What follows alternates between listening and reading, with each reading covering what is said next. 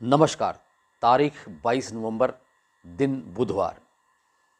परत दर परत view channel में आपका स्वागत है और आप देख रहे हैं विश्लेषण कार्यक्रम। विश्लेषण में आज का मुद्दा है राजस्थान में बीजेपी और कांग्रेस ने खोला घोषणाओं का पिटारा। दोस्तों, राजस्थान में अब जो चुनाव है वो विधानसभा के वो अंतिम चरण पर है और 25 नवंबर को मतदान होना है, जबकि तेलंगाना में 30 नवंबर को मतदान होना है और 3 दिसंबर को सभी 5 राज्यों के चुनाव परिणाम भी आ जाएंगे।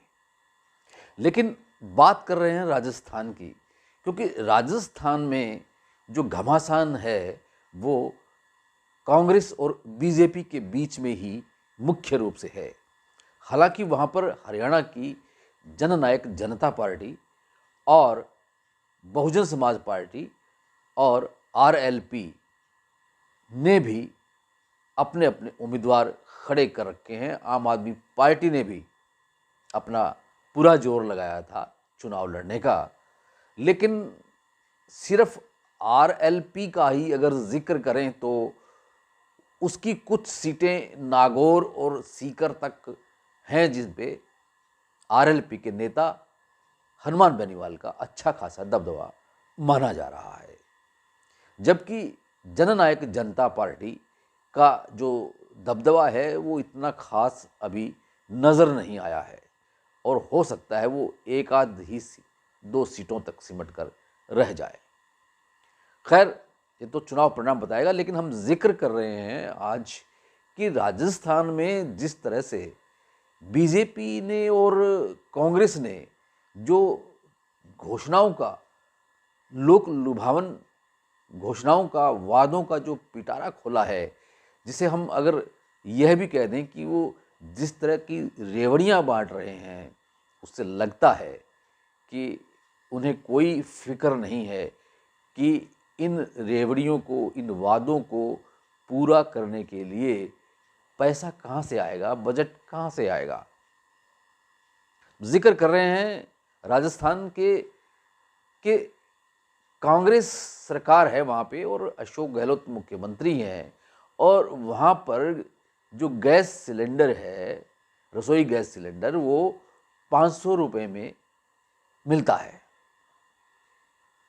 लेकिन अब जो चुनावी दौर चल रहा है वहाँ पर हरियाणा के मुख्यमंत्री मनोहर लाल खट्टर राजस्थान में बीजेपी उम्मीदवारों के समर्थन में चुनाव प्रचार अभियान करने के लिए कई जगह जनसभाओं को संबोधित करने के लिए गए, तो उन्होंने वहाँ ये ऐलान कर दिया कि अगर राजस्थान में बीजेपी की सरकार सत्ता में आती है तो राजस्थान में रसोई गैस सिलेंडर 450 रुपये में उपलब्ध करवा दिया जाएगा। गजब है मुख्यमंत्री मनोहर लाल हरियाणा के कि उनके राज्य हरियाणा में उनकी सरकार है, वो सत्ता में है और पिछले 9 वर्षों से सत्ता में है, लेकिन हरियाणा में रसोई गैस सिलेंडर अभी भी 950 रुपये में मिलता है, जो कि पिछले कुछ दिनों में 1100-1150 रुपये तक, 1200 रुपये तक मिलता था।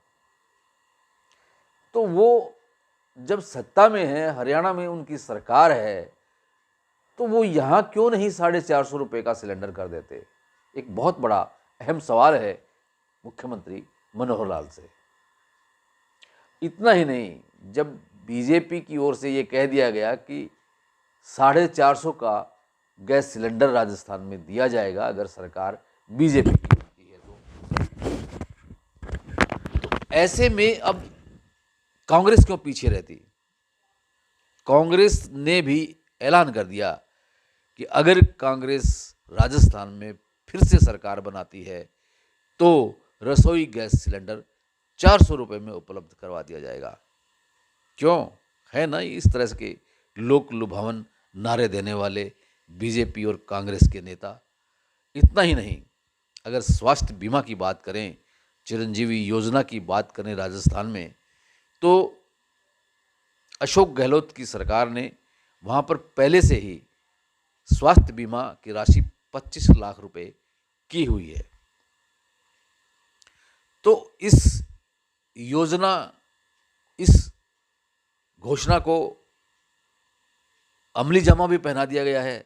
लेकिन बीजेपी के नेता अब ये घोषणा कर चुके हैं कि अगर बीजेपी की सरकार बनती है राजस्थान में, तो वहाँ पर जो स्वास्थ्य का जो स्ट्रक्चर है, इंफ्रास्ट्रक्चर है, उसको मजबूत करने के लिए भामाशाह हेल्थ इंफ्रास्ट्रक्चर मिशन के तहत 15,000 डॉक्टरों की नियुक्ति और 20,000 पैरामेडिकल स्टाफ की नियुक्ति की जाएगी और 40,000 करोड़ रुपए का ये भामाशाह जो हेल्थ इंफ्रास्ट्रक्चर है वो तैयार किया जाएगा। और जब बीजेपी ने ये कह दिया तो कांग्रेस क्यों पीछे हटती। कांग्रेस ने भी वादा कर दिया कि हम जो है चिरंजीव बीमा योजना जो है स्वास्थ्य बीमा योजना, उसकी राशि बढ़ाकर 25 लाख से 50 लाख रुपए कर देंगे अगर कांग्रेस की सरकार फिर से राजस्थान में बनती है। तो अब बारी है एमएसपी की। बीजेपी ने ऐलान किया कि एमएसपी गेहूं पर जो है 2700 रुपये प्रति क्विंटल कर दिया जाएगा और पीएम किसान जो सम्मान निधि है उसके तहत 12,000 रुपये प्रति वर्ष जो है किसानों को दिया जाएगा। तो कांग्रेस क्यों पीछे रहती। कांग्रेस ने कह दिया कि गोबर 2 रुपये प्रति किलो खरीदने की छूट दी जाएगी, यानी कि किसानों को 2-2 लाख रुपए तक का मुफ्त कर्ज ब्याज दिया जाएगा, उनको बीमा दिया जाएगा और इसके अलावा उनका जो पुराना जो कर्ज है वो भी माफ़ कर दिया जाएगा। 2-2 लाख रुपए का कर्ज अलग से दिया जाएगा जो कि ब्याज रहित होगा और पुराना कर्जा माफ़ कर दिया जाएगा। और कांग्रेस ने तो यहाँ तक भी कह दिया कि अगर कांग्रेस की सरकार राजस्थान में दोबारा बनती है तो महिलाओं को 10,000 रुपये हर साल दिया जाएगा।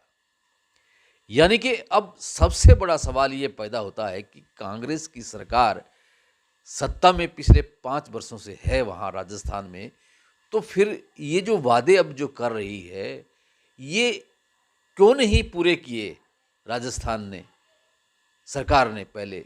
अगर वो पूरे कर देती तो आज ये लोक लुभावन क्यों वादे करने पड़ते।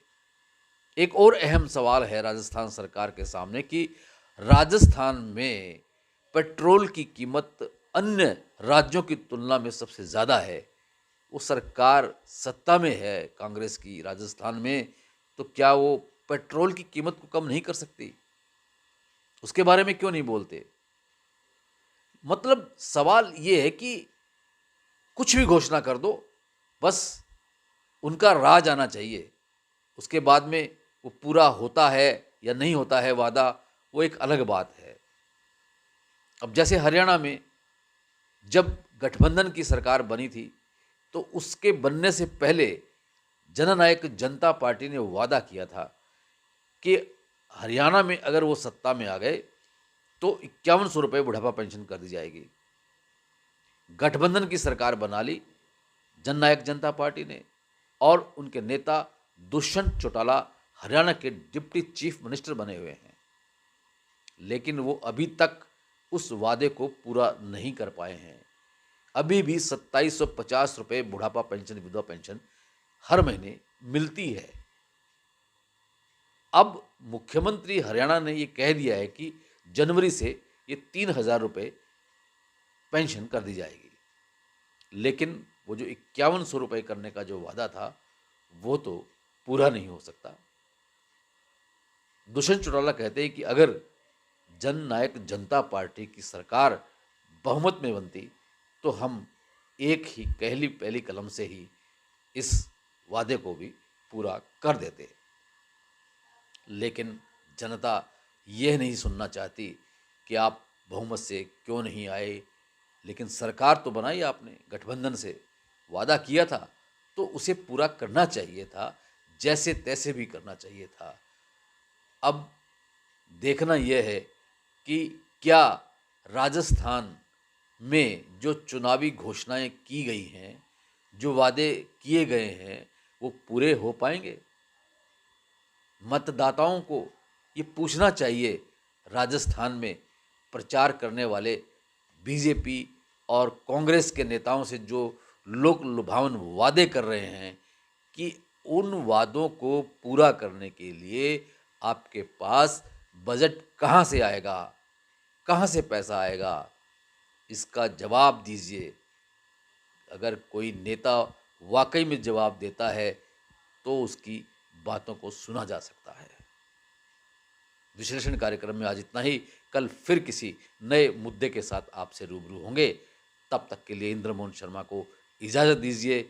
अगर आपने ये सब्सक्राइब नहीं किया है चैनल को तो सब्सक्राइब जरूर कीजिए और इसके बेल आइकॉन के बटन को भी दबा दीजिए, ताकि जब भी हम कोई शो करें, किसी भी तरह का वीडियो यूट्यूब पर अपलोड करें, तो उसका नोटिफिकेशन आप तक जल्द पहुंच जाए और आप उसे देख सकें, परख सकें, उसे सुन सकें और कमेंट बॉक्स में कमेंट भी कर सकें। अगर आपको ये वीडियो पसंद आया है तो इसे लाइक अवश्य करें और इसको शेयर भी करें। आपका बहुत बहुत धन्यवाद, आपका बहुत बहुत शुक्रिया।